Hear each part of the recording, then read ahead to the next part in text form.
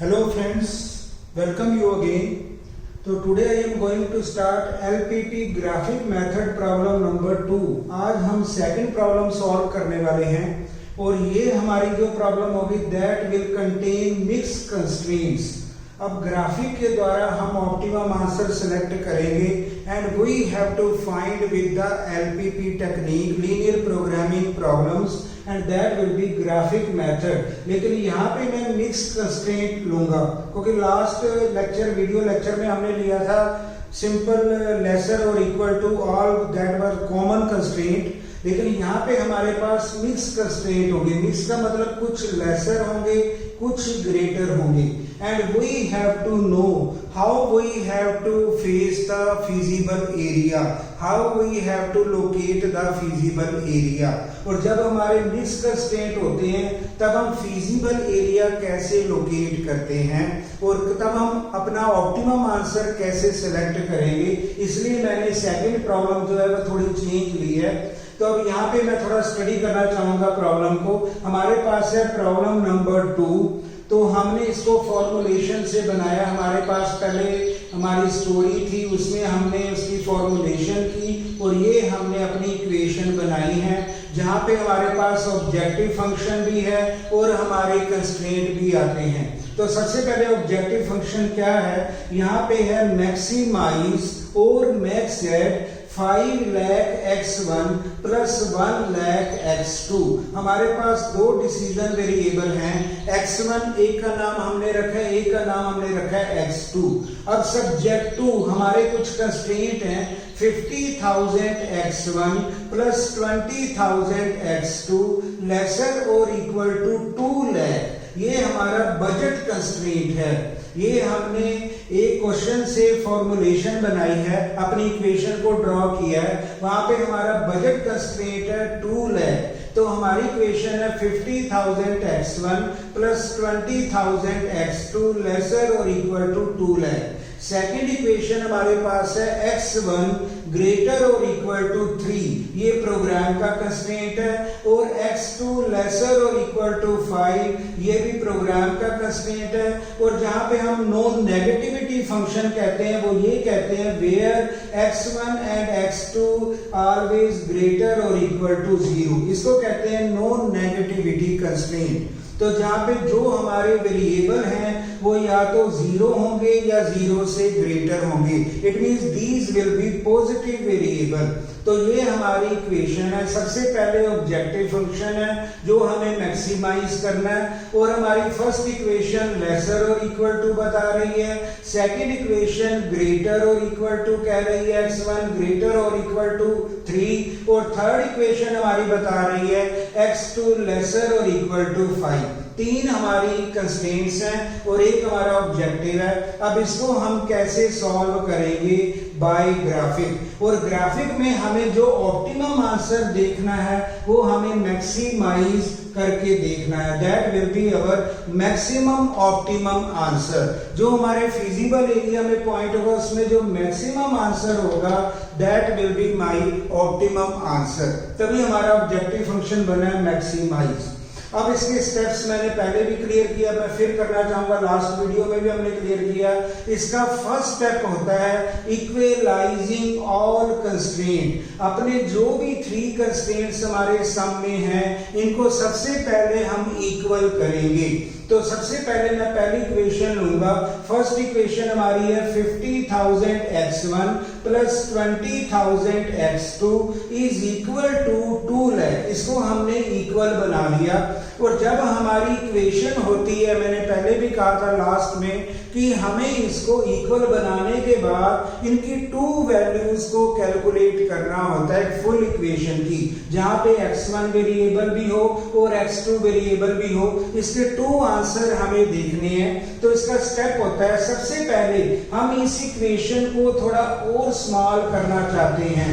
तो इसको स्मॉल करने के लिए, इसको ब्रीफ करने के लिए, इसको इजी करने के लिए हमने किया dividing by 10,000 at both sides.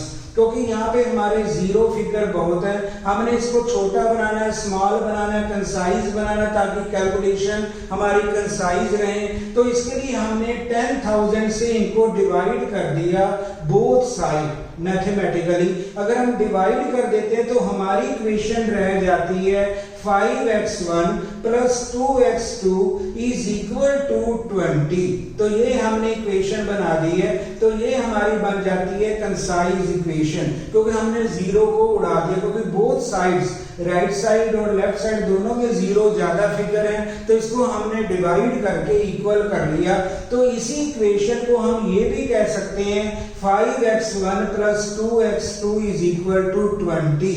ये हमारी फर्स्ट इक्वेशन है। अब इसकी हम टू वैल्यूज कैलकुलेट करेंगे। तो हमने कहा पहले हम x1 को 0 बनाएंगे, पहले हमारा वैल्यू होगा x1 इज इक्वल टू 0। पहले हम x2 की वैल्यू कैलकुलेट करेंगे, सेकेंड टाइम हम x2 को 0 मानेंगे और x1 की वैल्यू कैलकुलेट करेंगे। तो इसका स्टेप होता है कैलकुलेटिंग टू वैल्यूज। अब सबसे पहले हम करते हैं late x1 is equal to 0।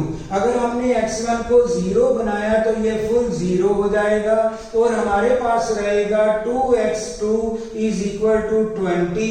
Therefore x2 will be 20 upon 2, तो ये वैल्यू आ जाएगी 10। इसका मतलब हमारे आंसर होंगे x1 होगा 0 और x2 को हमने फाइंड आउट किया 10। तो ये हमारा पहला पार्ट था। अब हमने इसी इक्वेशन में x2 को 0 बनाना है। अब हम करते हैं late x2 is equal to 0। अब हमने x2 को 0 किया तो ये 0 हो गया। अब हमारे पास रहेगा 5x1 इज इक्वल टू 20 और x1 होगा 20 डिवाइडेड बाय 5, ये होगा 4। इसका मतलब हमारा आंसर होगा 4 एंड 0। इसका मतलब इनकी टू वैल्यूज हमने कैलकुलेट करनी है। पहली वैल्यू आती है 0 एंड 10 और सेकंड वैल्यू आती है 4 एंड 0। अब हम आते हैं सेकंड इक्वेशन में, सेकंड कंस्ट्रेंट में। अगर सेकंड कंस्ट्रेंट को देखा जाए वहां पे सिंगल वैल्यू है, x1 की सिंगल वैल्यू है, थर्ड कंस्ट्रेंट में x2 की भी सिंगल वैल्यू है। इसका मतलब ये सिंगल वैल्यू ही रहेगी, इसका कोई भी डबल वैल्यू हम कैलकुलेट नहीं कर सकते। अब सेकंड इक्वेशन मैंने ली, इसको भी हमने इक्वलाइज किया, x1 इज इक्वल टू 3, ये मेरी सेकंड इक्वेशन है। तो इसकी सिंगल वैल्यू होगी जिसको हम कह सकते हैं 3 एंड 0। 3 का मतलब वैल्यू x1 की 3 होगी और x2 की वैल्यू यहाँ पे 0 है। सिमिलरली अब हम x2 इज इक्वल टू 5 करते हैं, इसका मतलब x1 यहाँ पे 0 होगा और x2 की वैल्यू 5 होगी। तो सिंगल वैल्यू बनेगी 0 एंड 5। इसका नाम हम ले सकते हैं x1 की वैल्यू 0 है और x2 की वैल्यू 5 है। तो ये हमारा हो गया, हमने वैल्यूज निकालनी है, इनकी टू वैल्यूज आई है, इनकी सिंगल वैल्यू होगी, ये होगी 3 एंड 0 और x2 इज इक्वल टू 5 की होगी 0 एंड 5। इसका मतलब हमें x1 को पहले वैल्यू में रखना होता है और x2 को बाद में रखते हैं, इसलिए हम कहते हैं 0 एंड 5। तो ये हमारी वैल्यूज आ गई हैं। अब हमें बनाना है नाउ ग्राफ टाइम। अब हम ग्राफ बनाएंगे जहां से हमें फिजिबल एरिया सेलेक्ट करना होगा और वहां से हमें ऑप्टिमम आंसर भी सिलेक्ट करने होंगे और दैट विल बी मैक्सिमम, क्योंकि यहाँ पे लिखा है मैक्सिमाइज। तो जहाँ पे मैक्सिमाइज है वहां पे मैक्सिमम ऑप्टिमम आंसर, जहाँ पे मिनिमम होगा वहां पे मिनिमम हम लेंगे। अब यहाँ पे हमने ग्राफ बनाया, मेरे पास फिगर जो है 10 तक है, हमने 2 के यूनिट लिए 2, 4, 6, 8, 10। ये हमारा x2 हो जाएगा। वर्टिकल लाइन हमने y सीरीज की तरफ x2 ले लिया और x हॉरिजॉन्टल जो हमारा राइट हैंड साइड है वहां पे हमने x1 मान दिया, वहां भी हमने किया 2, 4, 6, 8, 10। ये हमने 2, 2 के यूनिट लिए। अब हमने अपनी वैल्यूज को प्लॉट करना है ग्राफ में। अब सबसे पहले जो वैल्यू गिवन है वो है 0 एंड 10। 0 x1 का है, 10 x2 का है। हमने किया 0 एंड 10, इसका मतलब हमने यहाँ पे पॉइंट लगा दिया x2 में, तो ये होगा 0 एंड 10। अब आ रहा है सेकंड है 4 एंड 0। इसका मतलब x1 का 4 है और x2 का 0 है। अब हमने 4 में पॉइंट लगाया x1 में, तो ये होगा 4 और 0। अब हमने लाइन कंबाइन कर दी तो ये हमारे पास लाइन बनती है, और यहाँ पे हमने इक्वेशन भी लिख दी 5x1 प्लस 2x2 लेसर और इक्वल टू 20। क्योंकि हमने इस इक्वेशन को ब्रीफ में बना लिया था, तो हमने लिख दिया 5x1 प्लस 2x2 लेसर और इक्वल टू 20। हमने दोनों पॉइंट्स को कंबाइन कर दिया, पहले किया 0 एंड 10, फिर किया 4 एंड 0, और हमने लाइन ड्रा कर दी और हमने दोनों लाइन पॉइंट्स को कंबाइन कर दिया। हमारे पास ये लाइन बनेगी। अब हमारे पास वैल्यू है 3 एंड 0। अब 3 है x1 का, तो हमने लिया 2 और 4 में मिड पॉइंट, वो है 3, और ये सिंगल वैल्यू है x1 की। जहां पे x1 की सिंगल वैल्यू होगी वहां पे हमारी जो लाइन होगी वो होगी वर्टिकल। तो यहाँ पे हमारी सिंगल वर्टिकल लाइन बन जाएगी, क्योंकि सिंगल वैल्यू है 3 में हमने 3 पॉइंट में हमने सीधा वर्टिकल लाइन ड्रा कर दी, और ये हमारा पिक्चर बनती है फॉर द सेकंड इक्वेशन। अब थर्ड इक्वेशन है x2 इज इक्वल टू 5, जिसको कहते हैं 0 एंड 5। अब x2 में हमें 5 देखना है, 4 और 6 के मिडल में हम देख रहे हैं 5 पॉइंट है, और 5 में हमने हॉरिजॉन्टल लाइन ड्रा कर दी है। तो ये लाइन हॉरिजॉन्टल होगी, सिंगल वैल्यू या हॉरिजॉन्टल होगी या वर्टिकल होगी। अगर x1 की होगी वो वर्टिकल होगी, अगर x2 की सिंगल वैल्यू होगी तो हॉरिजॉन्टल होगी। तो ये हमने अपनी पिक्चर ड्रा कर दी है, और तीनों लाइनें आ चुकी, क्योंकि 3 इक्वेशन है। एक हमारी लाइन इस तरह दो पॉइंट्स को कंबाइन करके बनी है, एक वर्टिकल है एक हॉरिजॉन्टल है। अब हमने ड्रा करना है फिजिबल एरिया, तो ये हमें लोकेट करना है। तो मैंने जैसे लास्ट वीडियो में कहा था, जहां पे हमारा साइन लेसर और इक्वल टू है, हमें जब फिजिबल एरिया सेलेक्ट करना हो हमें लाइन के अंदर ही रहना होता है, अंदर अंदर रहना होता है, उसको क्रॉस नहीं करना। जहां पे ग्रेटर और इक्वल टू आएगा वहां पे हमें बाउंड्री को क्रॉस करना है, that will be our area. और फिर हमारा लेसर और इक्वल टू है, हमें फिर अंदर अंदर रहना है, यानी we should not cross the boundary. यहाँ पे हमें बाउंड्री क्रॉस करके एरिया देखना है। जो लेसर हो गए वहां पे हमें इंटरनली देखना है, we should not cross the boundary. तो कई जगह हमें इंटरनली रहना है, कई जगह हमें क्रॉस करना है। जहां पे ग्रेटर और इक्वल टू है वहां पे हमें क्रॉस करना है, जहां पे दो लेसर है वहां पे हमें इंटरनल द बाउंड्री, हमें एरिया सेलेक्ट करना है। So that will be our feasible area. अब हमें यहाँ पे देखना होगा, क्योंकि हमारे पास कंस्ट्रेंट है, इसके बेस में हमें एरिया सेलेक्ट करना होगा। तो पहली इक्वेशन हमारे पास है 5x1 प्लस 2x2 लेसर और इक्वल टू 20।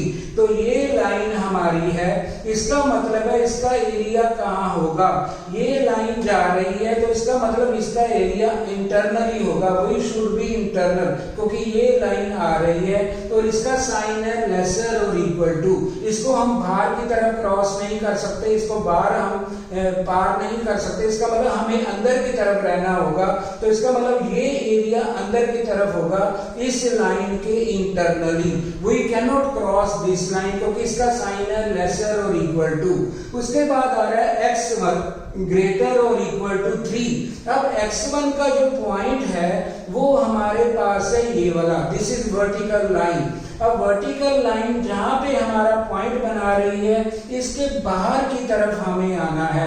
इसका मतलब ये वर्टिकल लाइन है जो ये पिक्चर बनाई है इसके बाहर की तरफ, इसका मतलब इसके बाहर की तरफ अगर हम आएंगे, हम राइट हैंड साइड में आएंगे, इसको क्रॉस करेंगे, तो इसका मतलब वर्टिकल लाइन के हमें इंटर बाहर की तरफ आना है, एक्सटर्नली आना है, क्योंकि इसका साइन है ग्रेटर और इक्वल टू। उसके बाद आता है x2 लेसर और इक्वल टू 5। अब x2 लेसर और इक्वल टू 5 है, इसके तो हम अंदर ही रहेंगे, इसको क्रॉस हम नहीं करेंगे क्योंकि लेसर है। तो अगर हम 3 कंडीशन देखें तो मेरे पास जो एरिया बनता है वो बनता है ABC, ये हमारा फिजिबल एरिया है जो तीनों इक्वेशंस को सेटिस्फाई कर रहा है। इसको अगर मैं दोबारा एक्सप्लेन करूं तो सबसे पहले हमारी जो इक्वेशन है, ये लाइन जिसको हमने ड्रा किया, ये लेसर और इक्वल टू का कंस्ट्रेंट बताती है। इसका मतलब है इसके बाहर की तरफ हम नहीं जा सकते, हमने इंटरनली यहाँ पे अपना एरिया बनाना, शेडेड करना, जिसको कहेंगे फिजिबल। तो इसके हम अंदर रहेंगे, इसको बाहर की तरफ हम ड्रा नहीं कर सकते। उसके बाद है हमारा जो वर्टिकल लाइन बताता है 3 वैल्यू, वर्टिकल की तरफ हमें बाहर की तरफ जाना है, हमने इस तरफ नहीं जाना, क्योंकि ये साइन है ग्रेटर और इक्वल टू। जहां पे ग्रेटर और इक्वल टू होता है वहां पे हम राइट हैंड साइड जाएंगे, उसको क्रॉस करके जाएंगे। तो इसको अगर हम क्रॉस करते हैं तो यहाँ पे हमारी शेडिंग होगी। तो ये एरिया हमारा तीनों पॉइंट्स को सेटिस्फाई कर रहा है। उसके बाद x2 लेसर और इक्वल टू 5, ये x2 की लाइन है, इसके हम नीचे ही जा रहे हैं, इसकी तरफ नीचे शेडिंग करेंगे तो यही पॉइंट जो हमारा बनता है ABC, ये हमारा एरिया बनता है जिसको हम कह सकते हैं feasible area, common feasible area, जो तीनों पॉइंट को सेटिस्फाई कर रहा है। इसका मतलब हम इस लाइन के अंदर हैं, इस वर्टिकल लाइन के राइट हैंड साइड इसको हम क्रॉस कर रहे हैं, लेकिन जो हमारी ये लाइन है, जो हमारी ये लाइन हमने ज्वाइन की है, इसके हम अंडर ही चल रहे हैं। इसका मतलब ये एरिया बनता है ABC, हमारे 3 पॉइंट बनते हैं जिसको हम कहते हैं ABC is our feasible area. तो हमें तीनों कंडीशन देखनी होती हैं। अगर ग्रेटर और इक्वल टू आएगा उसको हम क्रॉस कर जाएंगे, बाउंड्री के बाहर हो जाएंगे। अगर लेसर और इक्वल टू होगा हम बाउंड्री के अंदर ही रहेंगे। उसमें हमें एक एरिया सेलेक्ट करना है, that is our common feasible area. तो सबसे पहले हमने एरिया डिसाइड कर दिया, इसका नेम हमने रख दिया ABC। अब हमें इन पॉइंट्स की वैल्यूएशन करनी है। उसके बाद हम टेस्ट में अपना मैक्सिमाइज में पुट करेंगे और जो मैक्सिमम आंसर देगा that will be our optimum answer. अब सबसे पहले हम फिजिबल एरिया पॉइंट्स हमने सेलेक्ट किए, जिनका नेम हमने कहा A, B and C।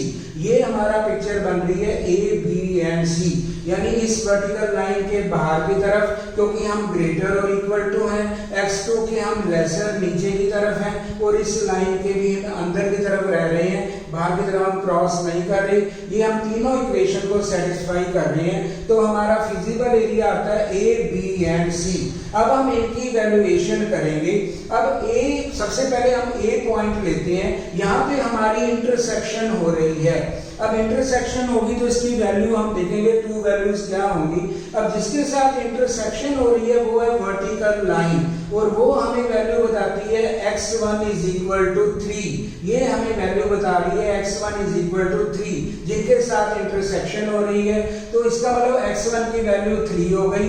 Now putting this value in this equation, अब हम इस इक्वेशन में x1 की वैल्यू को अगर पुट करें और x2 की वैल्यू को भी फाइंड आउट कर सकते हैं। अब हमने x1 की 3 वैल्यू पुट की तो हमने ये कैलकुलेशन करके 2x2 is equal to 5, x2 की वैल्यू आ जाएगी 2.5। ये हमने वैल्यू पुट कर ली। इसका मतलब यहाँ पे 2 वैल्यूज आएंगी जहां पे इंटरसेक्शन हो रही है, तो ये होगा 3 एंड 2.5। तो x1 की वैल्यू 3 मानी जाएगी जो हमारे पास गिवन है, और x2 की वैल्यू हमने सॉल्व कर ली इक्वेशन में पुट करके, तो ये बनेगी 2.5। अब सिमिलरली B, अब B में सिंगल वैल्यू है, वो है 3 एंड 0, क्योंकि 3x1 का है, तो इसका मतलब ये हमारी वैल्यू आ जाएगी 3 एंड 0। सिमिलरली C में भी हमारे पास सिंगल वैल्यू होगी, जहां पे ये पॉइंट बना है, फिजिबल एरिया बना है, वो बनता है 4 एंड 0। तो 4x1 का x2 0 है, तो हमारे पास 3 पॉइंट आ गए हैं जिनको हम कहते हैं ABC। Now putting these value and testing in the objective function. अब हम ऑब्जेक्टिव फंक्शन में टेस्ट लगाएंगे। हमने फिजिबल एरिया फाइंड आउट कर लिया, तीनों पॉइंट्स की हमने वैल्यूएशन कर ली है।